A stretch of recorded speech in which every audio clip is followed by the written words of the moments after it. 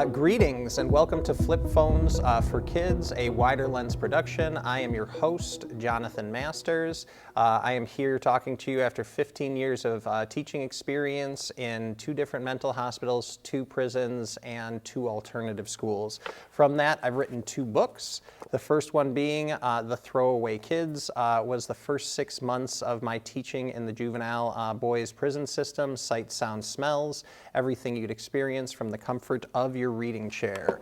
The second book that I wrote is Maggie Rose, which tells more of one girl's journey from pigtails and wanting to be a princess to behind prison bars.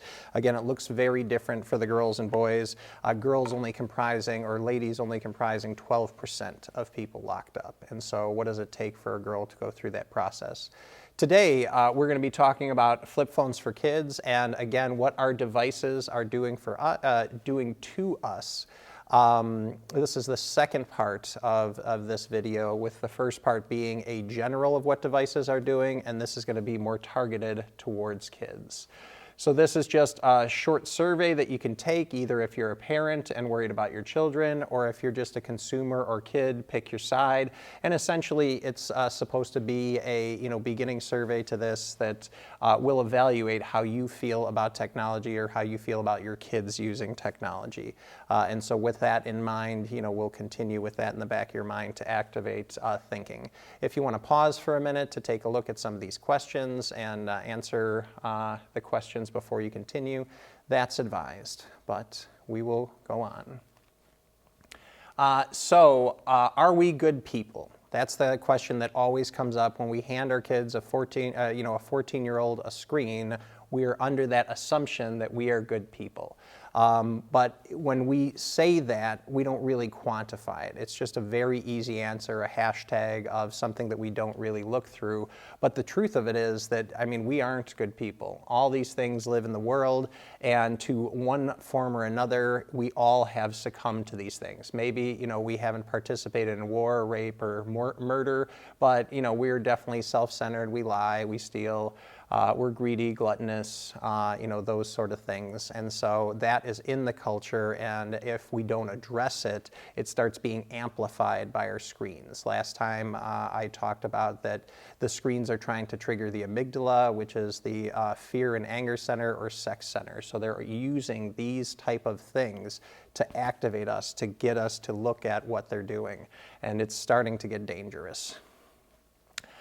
When we know how much we truly impact each other, that's the relativistic culture that we're currently in, it kind of cripples us. And so, most people just want to get along. And so they're willing to not rock the boat, not stand up for what they believe in, not question what other people are doing, because a question what other people are doing invites a question on us. And so everybody can create their piece. It even started a trend of parents not wanting to, to not mess up their kids, to not screw them up. So we're going to just not label a gender or, not give them a name. We're going to let them decide that.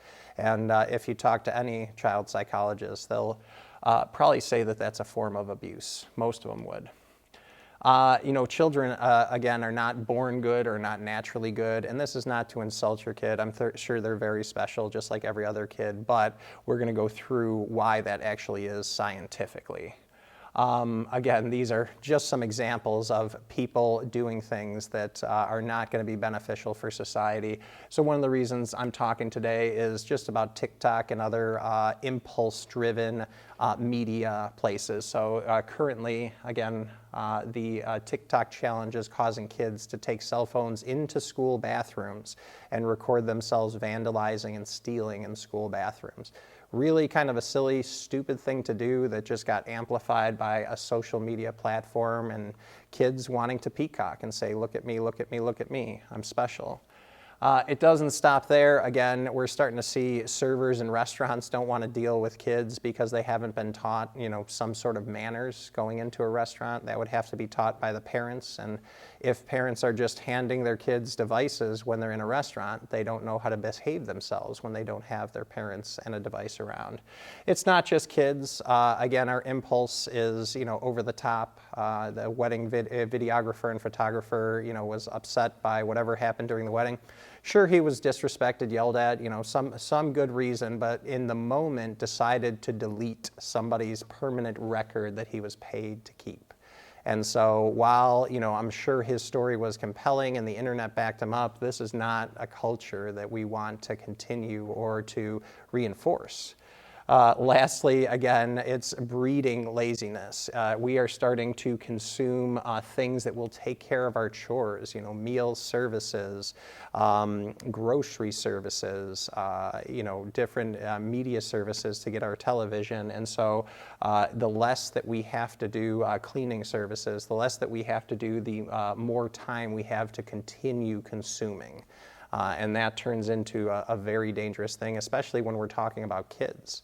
If we are hiring a cleaning person and we never teach our kids how to clean, when they go off to college and they become pigs, you wonder why. Again, why don't they know better? We haven't taught them. So for my teachers out there, they understand Piaget's cognitive development. Today, we're actually going to be looking at Kohlberg's theory of moral development.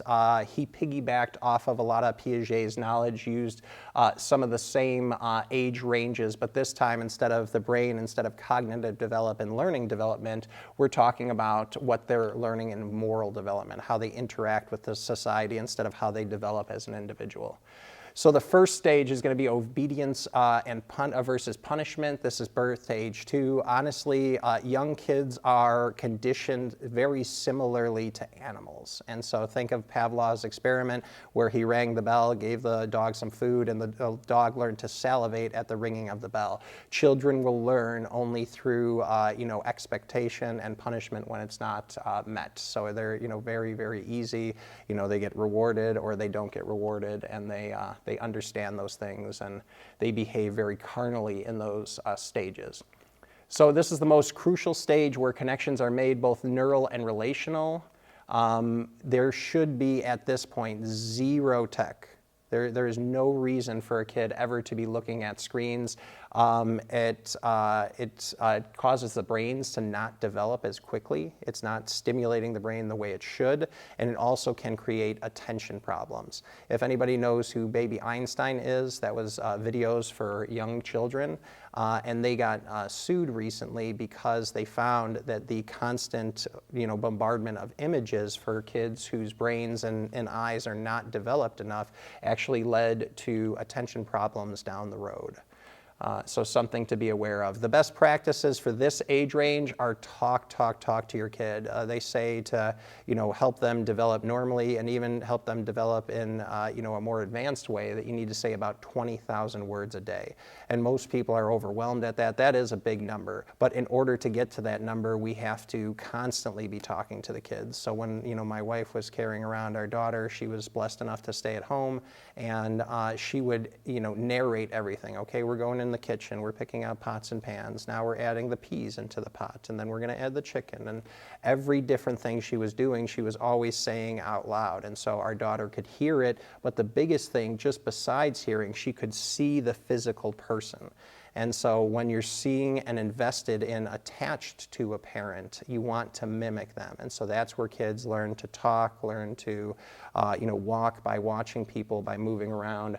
So we have to give them that. They can't pick up the same thing on a screen because it's artificial, it's flat, it's not there, and they know that. So they're never going to pick it up from that. It's also dangerous to be playing a radio all the time during this because they're constantly hearing but never seeing how those noises are made. So they're not going to attempt to make noises themselves because there's already enough noise going on. So you need to be able to talk to them, not just have them being talked at with devices.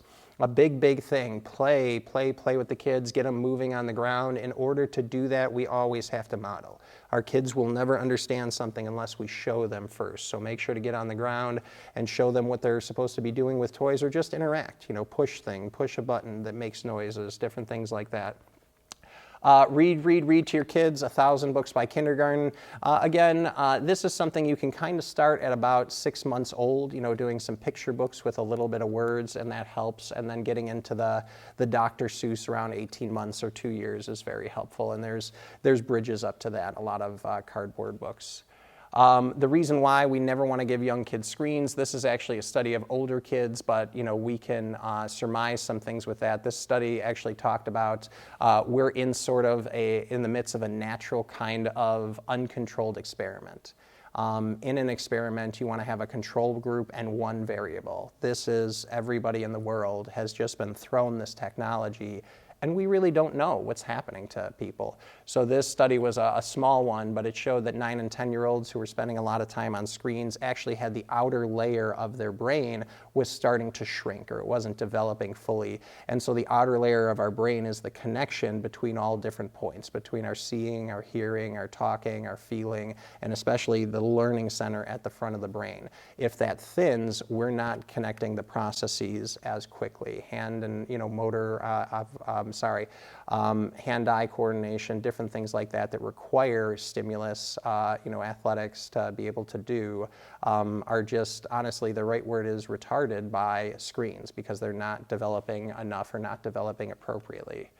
The other thing at this age is attachment theory. So kids need a caregiver that they can have access to, that they can be tethered to explore off of. And so it doesn't necessarily mean that the caregiver needs to helicopter over them, but they need to know that somebody is around in case they're in trouble, in case they explore too far, in case they get hurt. They need to have that safety net. Somebody told me, or a psychologist said that moms make kids feel safe, dads make the area feel safe, and whatever that is. But kids need to connect to adult that they know have their best interests, so they can go out and explore, so they can feel safe. This creates a safe base from which to explore, and without this, people grow to be insecure, especially being a teacher and seeing kids come into kindergarten with behavior problems. They've done a ton of studies to figure out where do those problems come from, why are kids acting this way in kindergarten despite socioeconomic status, race, gender, anything like that. And the one thing that they found is kids who are in childcare a lot more often tend to have attachment issues. If within 6 weeks of birthing a kid, you put them in a childcare situation where one $15 an hour caregiver, maybe less, maybe $12 an hour caregiver, maybe with a bachelor's degree, is taking care of 4 children under the age of 1, are they, forming attachment? And then when they hit age 1, between age 1 and 2, the same caregiver can take care of 8 kids. So you got 2 caregivers in a classroom of 16 1 to 2-year-olds, and tell me if they're able to attach and develop normally. So this is something that we have to look at as a culture. Attachment can't be fostered if a parent or kid is on a device. We can only do one thing at one time, and if we are on a device, we cannot connect to people. People talk about multitasking all the time, but you cannot multitask a person. They need to be your attention, or they feel like an inanimate object. So this is not going to work very well. Put down the screens, don't give them to the kids so that we can connect with them and start to develop normally, the way that kids are supposed to develop. The next stage is very easy, about 2 to 5 years old, preschool. It's self-interest, and you will hear this. Some of the first words coming out of 2-year-olds' mouth are I and my. Mine, mine, mine is what they're going to hear. From here, again, we talk about kids were not made, to be good. We are very, very self-centered. It's natural. We have to be able to take care of ourselves. And so kids make a huge effort to secure whatever they can. My toys are secured. I'm going to grab them. I'm going to protect them. Number one, these kids, we have to meet their needs. If we're not meeting their needs, then they're going to become even more selfish, self-centered, because they are, trying to preserve self. So if we're not meeting their needs, we can't really go beyond that. But number one, we need to meet their needs. Number two, at this age is where we teach sharing and self-control. If we're not teaching these things, the kids never learn them, and it really affects relationships going forward. If you want to have a friend, you have to be a friend. And if our kids don't know how to act, then it's going to make them very difficult to create relationships. Kids, again, are going for the greatest benefit, and they will tantrum if they feel it benefits them. So in order to stop this, practice, you have to outlast them. If we're giving into the tantrum, I actually had a cousin who had their daughter was in a store and just melted down because she wanted a sucker. And within 30 seconds to a minute, her mom, handed her a sucker that she wanted and, just said, sometimes you got to take the path of least resistance. But again, you're creating more selfishness in that kid. They are, they know that a tantrum will get them something, so that reinforces that behavior, so we'll see it more often. A stitch in time saves 9. Again, this process is difficult up front, but it will pay off. I remember my daughter was especially strong-willed, and so around the dinner table, when she was about 2 to 3, she was a picky eater.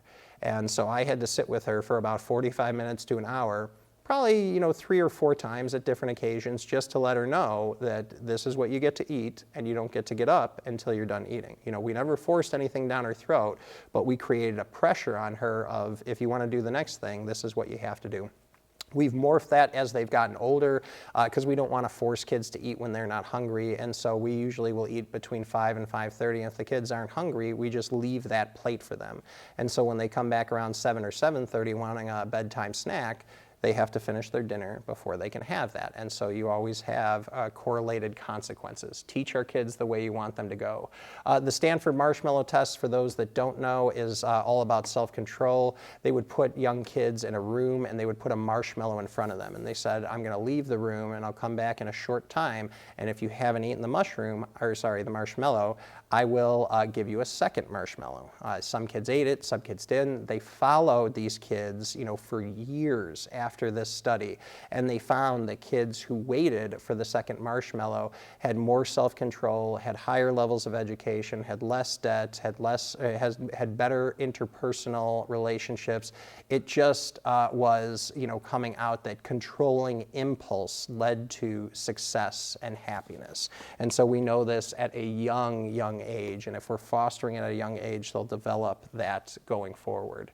The best practices here are continue reading a ton, but start to be conscious of the messages that you're teaching them. If you see something you don't want them to repeat, then don't expose them to it. They're young, they're impressionable. Start asking empathetic questions about actions. How do you think that made them feel? How did you feel in that situation? Starting to evaluate that they have feelings and that other people have feelings and other people can impact them and they can impact other people. Limit screen time to less than an hour, a day. Again, an hour a day for 2 to 5-year-olds is actually a lot of television. And so, but keeping it under that, I can understand they need a treat once in a while, or maybe mom has to cook dinner, but we really need to, or dad needs to cook dinner, either way. We really need to limit that screen time and make sure in the screens, again, even with Disney Channel, even with Nickelodeon, we get sassy TV shows. And so, they are sassy because they talk a certain way and they talk back to adults. And if you don't want your kids talking a certain way and talking back to adults, they need to not be watching these things. So a big campaign, hook them early, especially in 2 to 5-year-old media. You'll see a lot of connection and correlation between TV shows and then action figures and toys, and then those same characters are all over different foods, especially cereals, and those cereals are put at the exact right height for young eyes walking down the aisle. They're going to melt down, they're going to want that cereal. So, some of these things from Common Sense Media talk about how they, hook kids early by targeting them with, characters. They actually target by gender too. So even with some of the different things that are happening in the culture, they haven't really pivoted at this age to open it up to be more inclusive. It's still very gender targeted because we're just not seeing that kids are experiencing whatever may transpire later in life. They're not seeing it here. And again, starting even before age 5, they're developing taste preferences. For instance, 2-year-olds who cannot read a lick know where McDonald's is. Those golden arches and that clown is getting them to come back more. If you don't have kids watching TV all the time, some strange things can happen. So we knew some of this stuff when we were raising our kids. And so when my son was about to turn 4 years old, we asked him, what do you want for your birthday? Now, some of the background is he was never able to watch television. We would get DVDs from the library, Dora the Explorer and PJ Masks and different things like that, Paw Patrol. And so they were able to watch, short cartoons here and there when we'd allow them, but they never saw commercials. And so without seeing commercials, what would my son want? And so being very practical as he is, he asked for sweatpants because he doesn't like jeans, they're too tight on him, and he asked for bubble gum because he likes it. So when we're not advertised to, we're completely in control of our spending habits. The more we see, the more we are going to want. It is this psychological warfare that starts as soon as you let your kids start watching TV. My wife also did, I think it fell off that slide, but my wife also did the Christmas catalog experiment. And so we saw Target sent out their Christmas catalog, and we just left it on the table to see what the kids would do. They didn't touch it. And then my wife asked my 8-year-old daughter, why don't you take a peek through, see if there's anything you like? Read it cover to cover, and my wife said, is there anything you want? No, not really. And she went and played. If you don't hook them into that advertising and marketing system, they can be equipped with the self-control to want and need every single thing that is out there.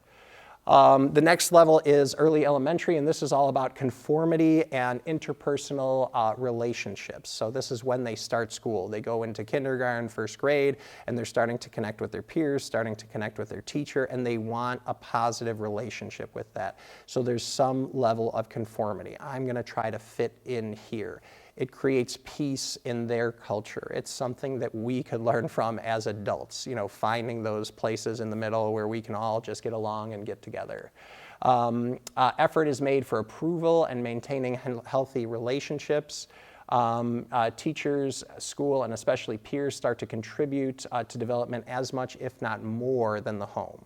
And so if we don't have a foundation in those first 5 years, that foundation becomes very shaky when they go to school.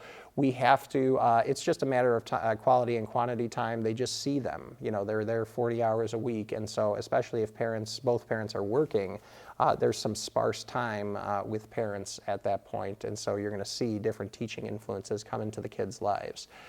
Kids will see the difference between home and school or home and friends, and if we're teaching values to our kids, we have to have a rationale for when somebody else doesn't buy into the values that we believe in. Best practices during this time are ask questions about school, friends, and play, get them talking and use it as social stories. This happened in school, how did you handle it? How could you handle it next time? You saw this kid doing this, why doesn't our family do things that way? Ask how they felt about the situation. Again, connecting them to, there are, chemicals and different things flying through their head, but they don't necessarily know what emotions are yet. And so connecting a word and an emotion helps them be able to control that they weren't able to control before. Help kids understand motivators of others. This is the beginnings of empathy. Teach them to walk a mile in someone else's shoes, and how can they react next time. Everything is a learning process, especially for young kids. This is about 5 to 8 years old. This is where the foundation accelerates. Everything you were doing from 2 to 5, now it's just much faster that they can learn, and it's more deep-seated for them. So don't necessarily follow the pack. There is a big thing that as soon as, monkey see, monkey do. If the Joneses down the street are getting their 6-year-old a DS for his birthday or Christmas, we're doing that too. And as soon as you open those floodgates, it is very hard to stem. As soon as they have a DS, then they need a smartphone, and then they need the TV to go along with it, and the extra controls for their friends, and all these games, and now that system's out of date, so now we need a new system, and now that phone's out of date, so now we need a new phone, and something cracked, and so we have to replace it. And we start getting to the point where our drawers are filled with all the different electrical cords and chargers that we need for all these devices. It can be very hard to get out once you're already in. So the more that you can get kids to wait until 8th is a website that talks about keeping kids off of smart devices until they're at least in 8th grade. I think that advice is dangerous as well. It's great that they weren't on screens till 8th grade, but now that they're 14 14 to 18 years old, the most impressionable time where they're trying to develop sense of self, try on different hats, try to mimic people that they see that they like. This is the worst time to give them screens, because instead of listening to mom and dad, or even instead of listening to teacher, now they're listening to influencers, and that's a very, very dangerous thing. If you Google the word influencer and in the top 20 results you find somebody that you really want your kids to be like, email me. In order to counteract this, be the fun house. So we have friends all around. Our kids are 7 and 8 years old. Friends all around who get to play on their mom's phone, who have an iPad that they play with, who have a DS that they play with. One of the saddest things for my daughter was we asked one of her friends, I get it was a pandemic summer and so things were a little slow, but we asked her, what did you do to the summer? And she said, we watched a lot of YouTube videos. And that's just heartbreaking. Kids, an 8-year-old kid in the summer who's not outside doing something. Like that is devastating for the society. It's not good for the kids. Have tangible things to play with. Have them available. Parks, bikes, scooters, sports, sidewalk chalk, Legos, squirt guns, slip and slides, imaginary play. Go to the zoo, library, pool, free concert. All of these things are cheap or free, and they're going to help kids develop better. With consumer devices, again, we are consuming.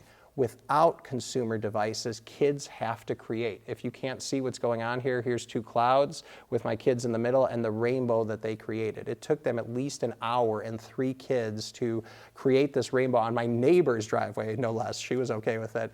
But again, this is them creating. They had to come up with their mind. They had to use fine motor and large motor skills to be able to develop it. They had to work cooperatively. None of these things happen when they're on a device.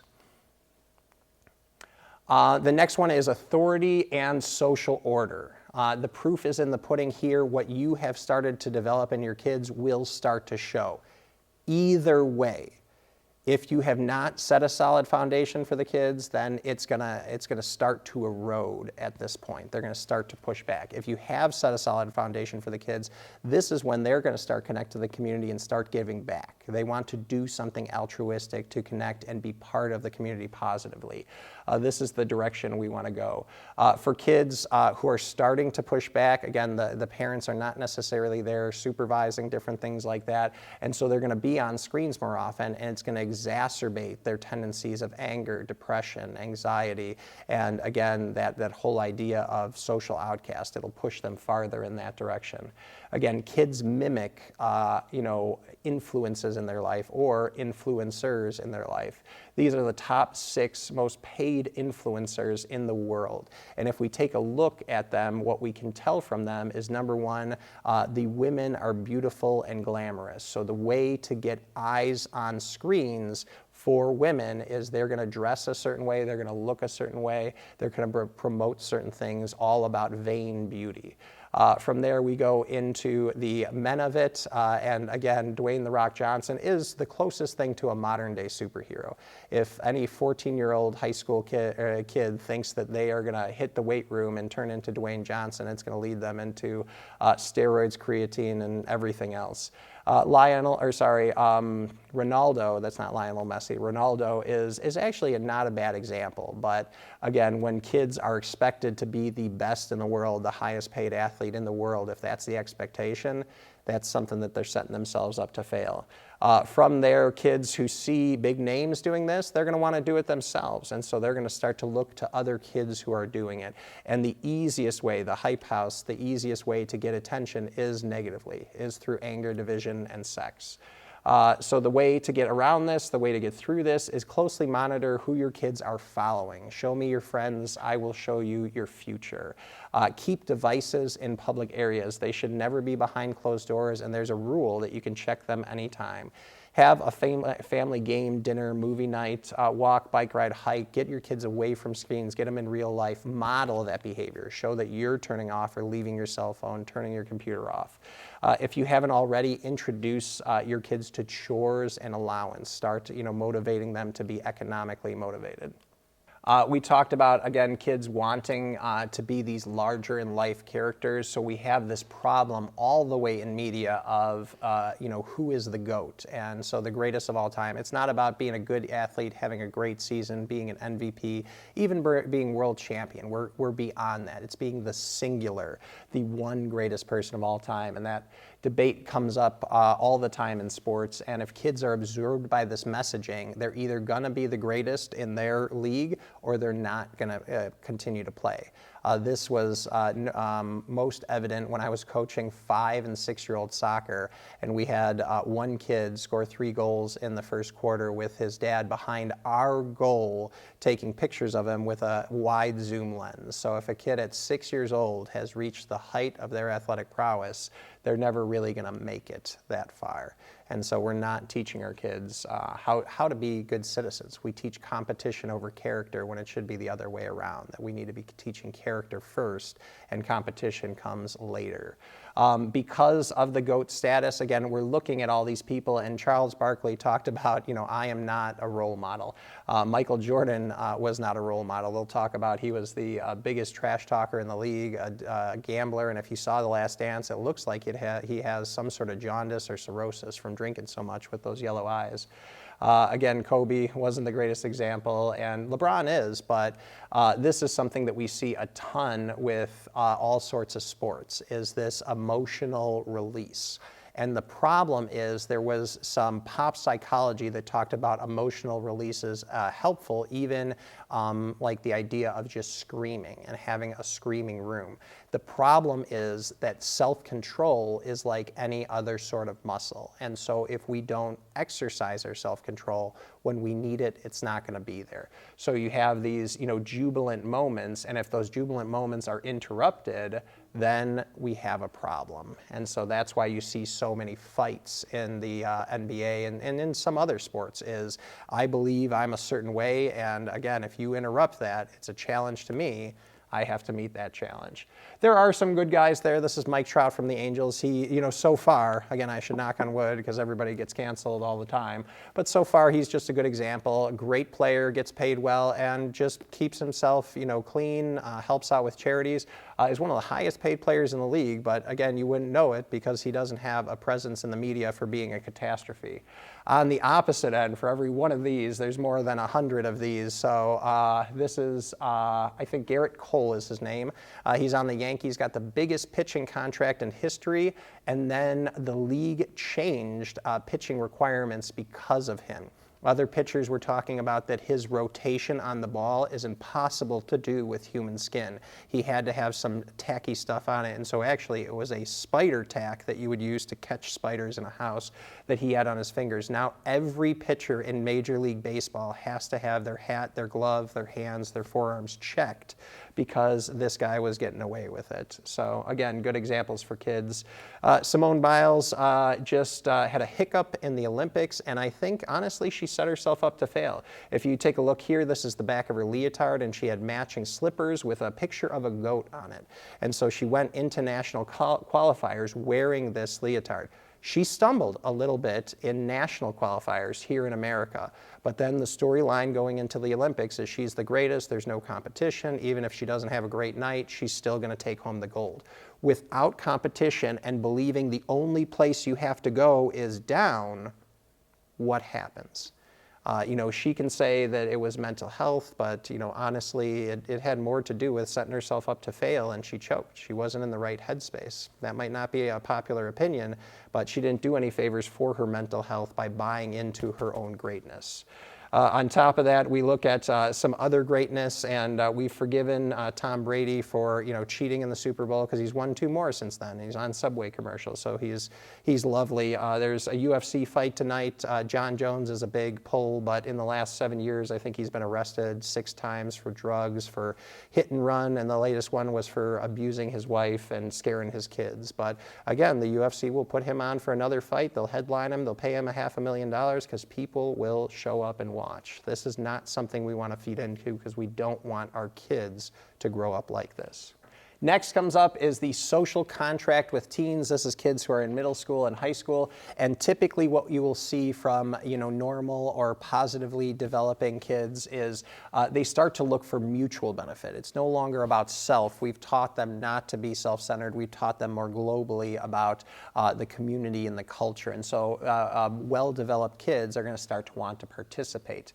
They understand the difference between moral and legal, and so you're always trying to push the moral into the legal if kids have a good moral compass, and they become very utilitarian, and that's something from Immanuel Kant that really talked about it takes essentially God out of interactions with people, and so we're always evaluating what is the greatest benefit to the most people, and even if I have to sacrifice to get the greatest benefit for the whole, I will do that. That's utilitarianism.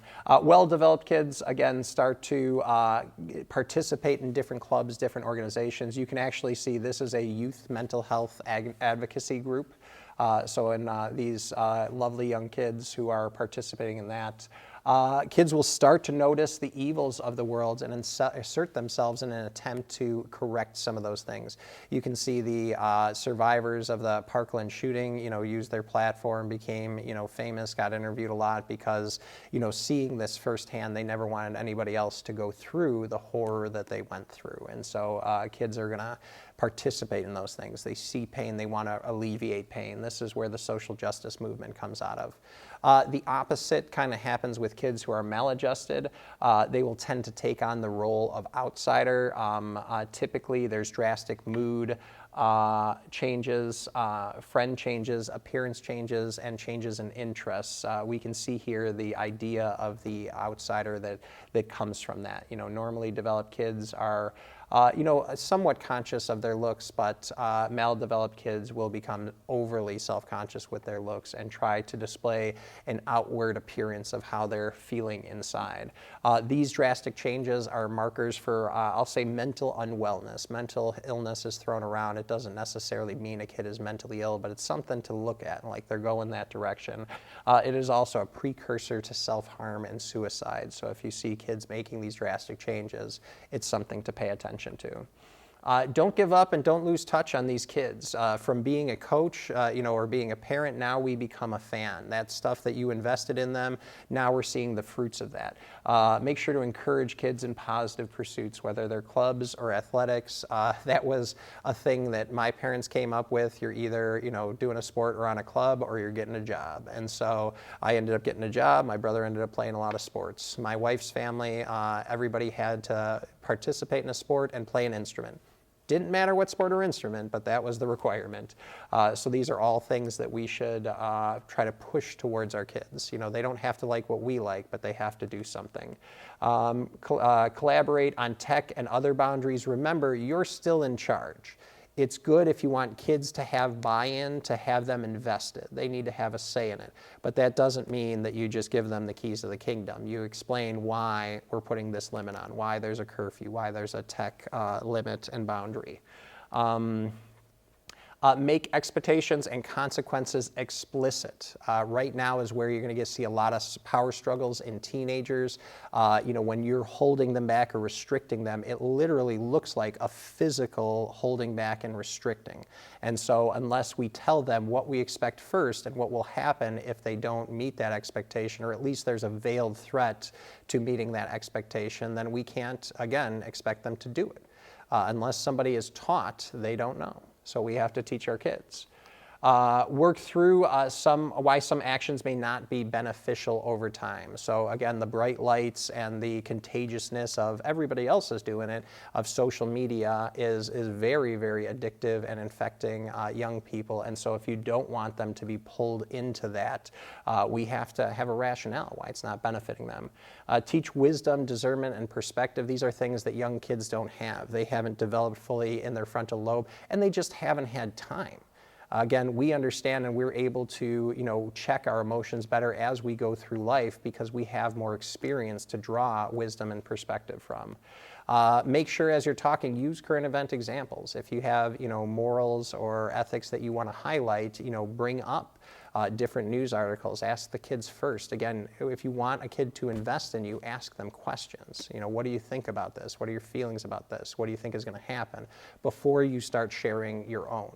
Again, people, we're in such a rush that we always just want to instill something in the kid. Why won't they just listen and do what I tell them?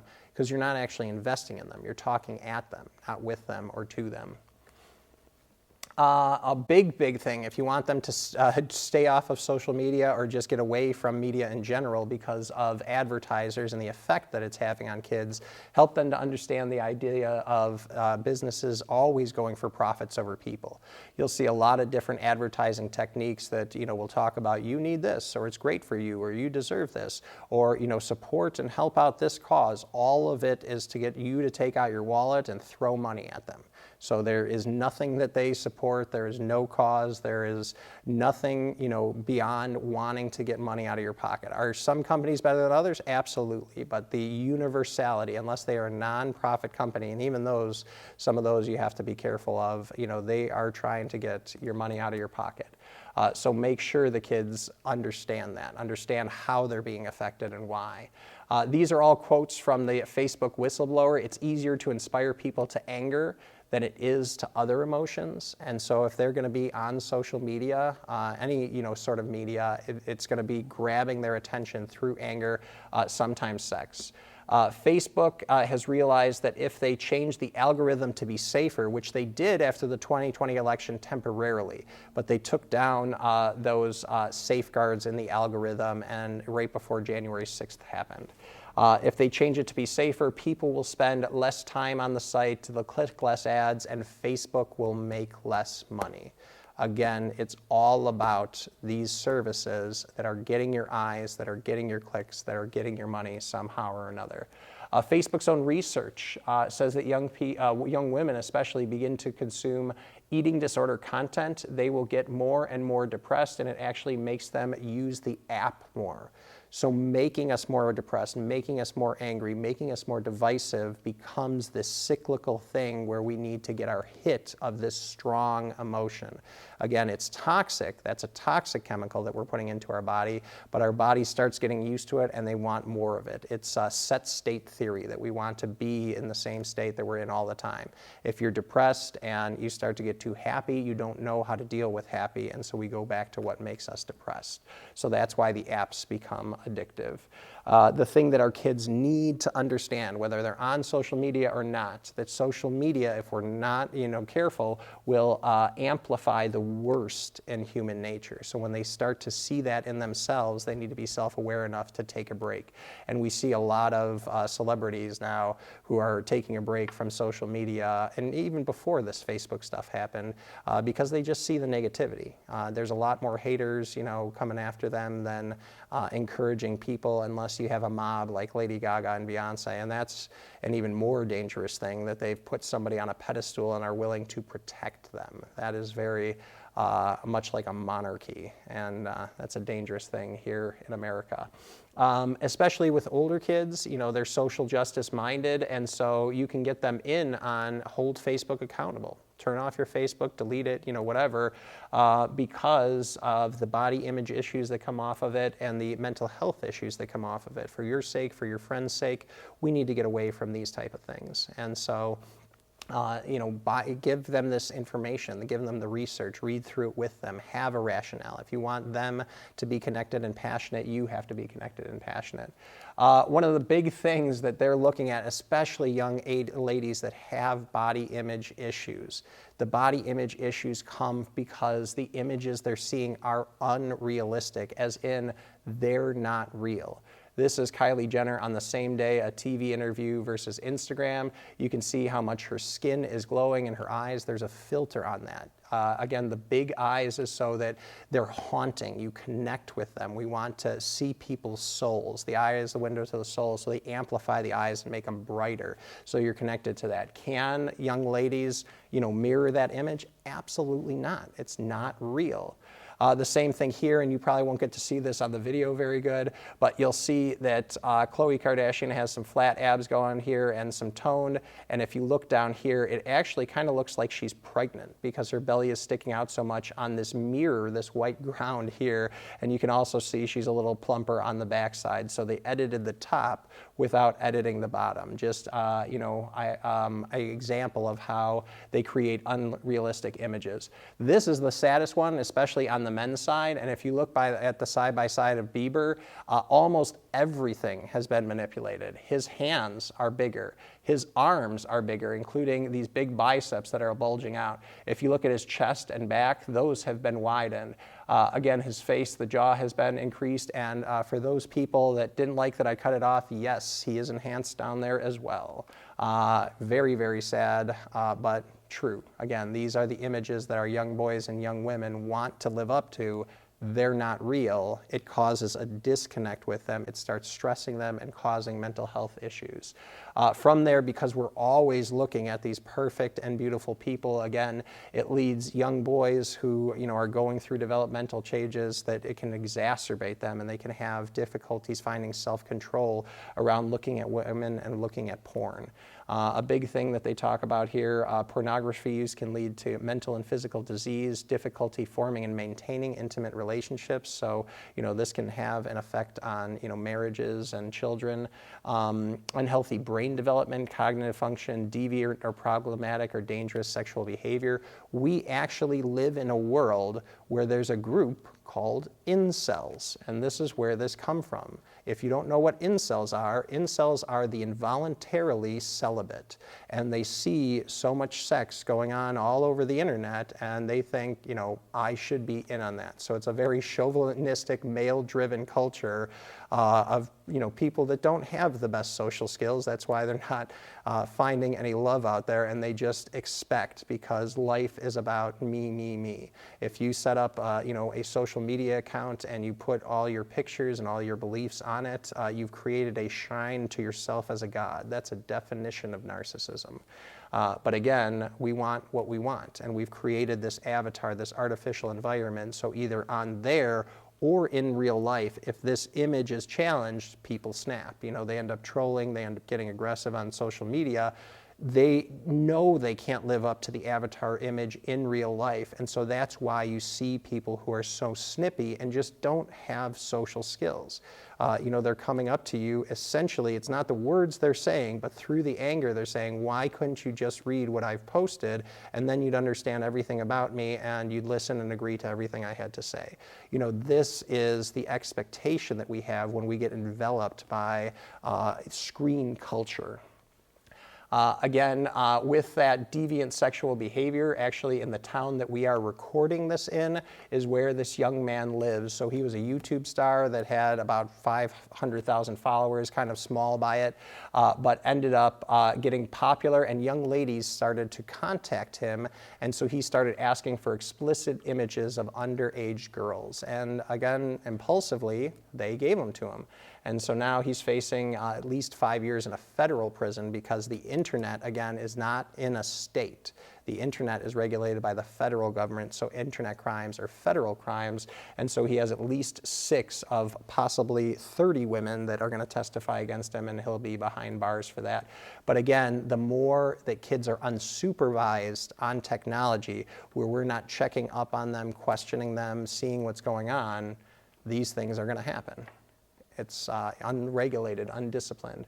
Objectifying our bodies, putting images out there that are meant to be provocative or meant to be seen a certain way leads us to lose empathy. Just recently, this newspaper article is about a woman on a Philadelphia train who was being raped, and the people around her, instead of stopping the aggressor or at least yelling, calling the police, everybody took out their phones to record it. Because this is a sensational event. And if I can get this on the news or if I can post it, people will click and they'll like me and they'll follow me. It's terrifying that this is the culture that social media and screens have created. Again, it's not a huge thing, but these things are happening. And if they're happening outside of our bodies and minds, imagine what is happening inside the dark recesses of our minds. how it's affecting us. But there is hope. Wrapping up. This is a nice young lady, Teresa Alohan, that talked about her parents didn't allow her to have social media until she was 17, and she's actually glad of it. She got more social skills, more academics done, more athletics, more of anything. Anytime you're sitting still and looking at a screen, it's not productive, it's not constructive, you're not doing anything. You're just consuming as opposed to creating. And so, this girl wasn't allowed to consume. And so, she became creative, she became, her own individual, and she appreciates that from her parents. So it is doable. Wrapping up, so in any sort of recovery, and social media and screens are addictive, in any sort of recovery, you have to have replacement behaviors. So for every different age group, we've got replacement behaviors. For birth to 2, there's no such thing as they got held too much as a baby. You do have to put them down on the ground for tummy time and for exercise, but usually that's only 15 minutes or a couple 15-minute sections a day. You cannot hold them enough. They bond, they love, they're nurtured, they're connected, and it keeps the back of their head from being flattened out, especially with childcare and hearing things like this where the kid was held too much as a child. We've started to put our kids down laying places a lot more, and because they're laying, it creates a flat spot on the back of their head. So again, those kids who weren't loved enough as kids, you can actually see that. Us special ed teachers know what that flat spot looks like, as they didn't attach, they didn't bond, they weren't held enough. Again, no screens, and replace that with talk. Make sure that kids have manipulatives, things they can touch and play with, and switch them out regularly, especially these ages, birth to 2. If they can't see it, it doesn't exist. And so instead of putting out all these different toys where they can become overwhelmed and not want to play anything, put them in 18-gallon bins. My wife and I have about 6 18-gallon bins where we would bring out a bin of toys for the kids to play. And 3 or 4 days later, when they're bored, we have them pack all the toys into the bin, and then they can trade the bin out. And now we got a whole new set of toys. And that way, when you cycle those things through, it's new several times, especially with young kids. They don't know the difference. You could only have 3, tiny 1-gallon bins for birth to 2. And if you, cycle those through every week, it's going to be something new that stimulates them and gets them active working on things. Get on the floor with the kids. So if you can sit down and move along the ground and tinker with the things that they're tinkering with, show them new things, show them how to use the toys. That's how they learn. That's how they grow. All right, starting in preschool, make sure to read.